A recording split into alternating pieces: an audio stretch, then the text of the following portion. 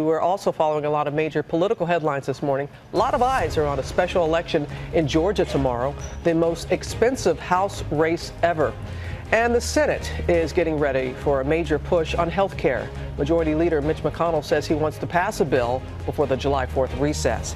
Also this week, the president's son-in-law, Jared Kushner, is heading to the Middle East to try and force a peace deal between the Israelis and Palestinians. This as President Trump faces new questions over whether he's being investigated for possible obstruction of justice. Our senior White House correspondent is here with us. Cecilia Vega has the latest. Good morning, Cecilia. Hey, Robin, good to see you here this morning. You remember that tweet, of course, that caused such an uproar. The president, for the first time, seemed to confirm that he personally is under investigation. Well, now his team is doing some damage control, saying he is not under investigation.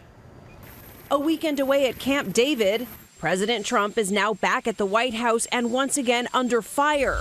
After he sent this tweet saying he is being investigated, now his legal team is making the rounds with this contradiction. The president has not been and is not under investigation. Let me be clear, the president's not under investigation. But the attempts to correct the record leading to more confusion. And now he's being investigated by the Department of Justice. So he's being investigated for taking the action that the Attorney General and Deputy Attorney General recommended him to take by the agency who recommended the termination. You've now said that he is being investigated after saying that you didn't. No.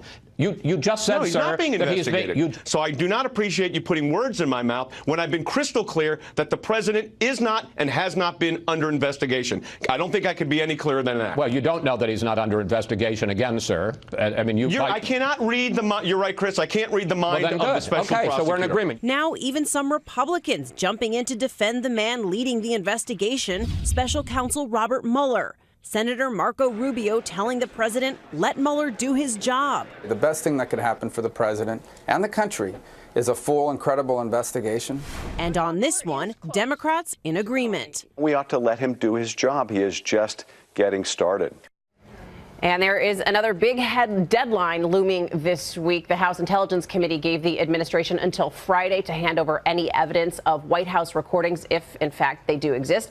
A lawyer for the president, Trump, says that he plans to make this announcement about the tapes this week, but that same lawyer said the same thing last week. So we're waiting to see whether we'll get any information on these tapes. When it comes to this investigation, once again, it seems like the White House is sending out these mixed messages. Very Completely mixed messages. And in the end, the lawyer ended up conceding in that interview there that he had not heard factually or directly whether the president is actually under investigation. But once again, just like with this issue of the tapes, just like with this issue of the investigation, this is an example of President Trump getting ahead, contradicting his team on Twitter, really going off script from the White House messaging, and he's causing, a lot of would say, problems for himself with this. And that's why we're left with this confusion. Depended on which Sunday show you were watching. Yes, you got a different answer. Yeah. Cecilia, thanks.